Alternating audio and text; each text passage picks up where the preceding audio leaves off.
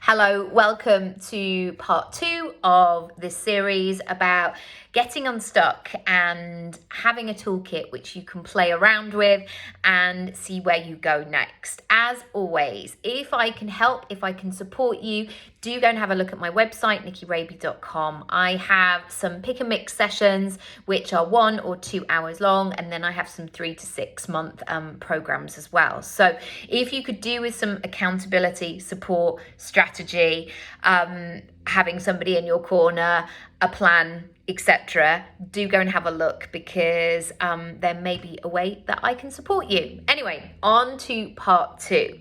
Today I want to give you an exercise which is about writing down your day, so the date today, and knowing what is going on for you today and writing and capturing that down. And sometimes just putting pen to paper, I've got a pen here, putting pen to paper and beginning the process with saying, I am feeling good about X. I am grateful for Y. I'm struggling to find the answers to Z. I would really appreciate some guidance around whatever. And just giving yourself those titles and that date today will not only capture that information for you, but it will really help you to articulate what is going on. Because very quickly, I know that if I am not clear about the information or the situation, I can kind of do that thing that, when you get out of bed the wrong side, metaphorically, in the morning, then you stub your toe, and then there's no loo roll, and then the milk's gone off, and then you forgot to buy tea bags, and then you've got a headache, and then one of your children has dropped something down the side of the bed that you now need to clamber and find, etc. Unless you break that cycle of saying, what is actually going on? Why am I feeling like this? What is underneath what is happening right now?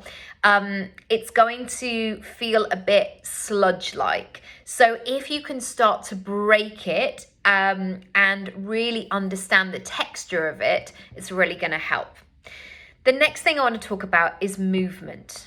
You don't have to run a marathon tomorrow. You don't have to sign up to boxing or weights or gym or anything like that. It literally could be a walk around the block. But I know that if I don't move, I was like, do I say that? I leave money on the table if I don't move. I don't do my best work when I don't move. I don't feel inspired. I don't feel as creative. I don't feel that I can articulate my thoughts and my feelings as well. And I've really understood this throughout my life, that movement is so key to how I operate in life and business. As soon as I move, I feel, and I know that this is scientific, chemically different. And what I liken it to, that if I wake up and I feel a bit, under the weather, or just a bit hormonal, or haven't slept well, if I don't break that cycle, it just builds up throughout the day. And then into the next day, if I don't do anything, it feels like everything's starting to become a bit brittle, and it's so easy to break. It really, really is. It's so easy to start to crack and move through. And it can be something as simple as a yoga class. If you can't get to a yoga class, like 10 minutes of YouTube, like just stretching your body. It always feels like such a release for me, where things start to move again and I start to feel emotion and momentum. Number 3, I love this one. Delete content. And that could be old pictures from your phone. It could be apps. It could be stuff that you've kept on your computer. It could be old contracts. It could be old stuff that you should have got rid of years ago. It could be your travel itinerary from when you went to Barcelona in 2012.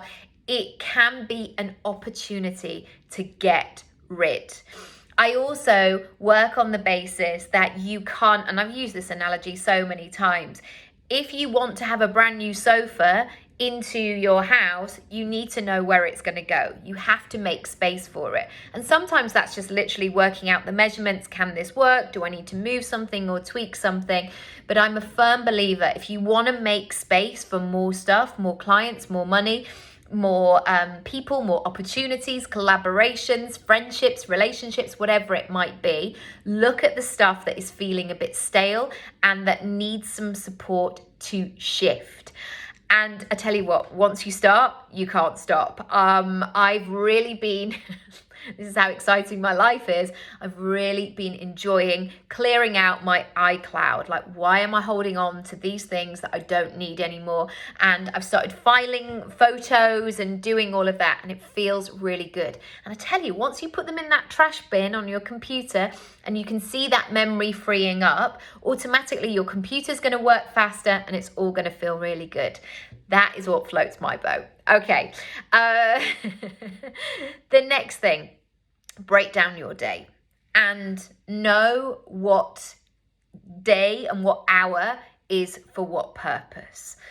And this has been so golden for me, because when I feel confused, overwhelmed, stressed, emotional, all of the things, basically when my back is against the wall, I know some people love that pressure where they're like, oh my gosh, I'm only down to my last £100 in my bank account and that's in my overdraft. And that feels like, oh, right, I'm going to come up with this amazing program, or I'm going to meet the love of my life, or I'm going to have a most fantastic night, whatever it is. That to me does not feel good. That pressured state of feeling like I'm squeezed and I can't breathe and I feel claustrophobic, that is not the one for me. So what do I mean by this? I mean not trying to do too many things at once and knowing what your part of the day is going to be. So for example, on a Tuesday, I don't have childcare for my daughter. And so we do things that are fun, that she likes doing, and I clear that time and I don't assume that I'm going to be able to do any work then until she goes to sleep, which I'm lucky she still goes to sleep at lunchtime. So I drop my son off at school on a Tuesday morning. We'll usually go to the supermarket and get some nice food. We might do some baking together. We might go out in the garden. She really loves doing that. Or I might get all the art stuff out on the table, jigsaws, whatever it might be. And I can be there for her in that moment. So I'm not being pulled in all directions. I'm not trying to do an email or do something else. I know that that time of my day is solely for her and I, and to enjoy that really special, lovely moment. Because I know that there's going to be a time when she goes to school that she's not going to be around on a Tuesday morning, and things will change and things will move and all of that sort of stuff. So basically make sure that you're not overfilling your day and that you're being clear about what you're trying to do at certain times. And this idea of multitasking, of like cooking the dinner, having a conversation with my children and trying to run through my emails, it doesn't work for me. I burn the dinner, my kids don't get the best from me. I don't write good emails, all the things. So I've learned to break down my day in a much better way. Also, it's teaching my children that sometimes I'm like, I need 10 minutes because mummy's just working on this thing. So I'm available, and my eldest can tell the time now, and I will sometimes do a stopwatch, or I'll point to the oven clock or something and say, when we get to past, I'm available again. And that's really good for him as well, because there's going to be times, there's going to be situations where he's going to be in that vibe too, of saying to me when he's available. So it's a really good discipline, I guess, not only for me to get things done, but to be teaching children as well. So I hope these 5 things have helped. If you missed part 1, do go back, and I'll be back for parts 3, 4 and 5. And as always, if you want a free strategy call, if you're interested in working with a coach and really elevating things and making the second half of this year really go to a new level of your choice, just email me, hello@nikkiraby.com. You can also look at my website, nikkiraby.com as well. Thanks so much for listening and watching, and I'll see you tomorrow. Bye.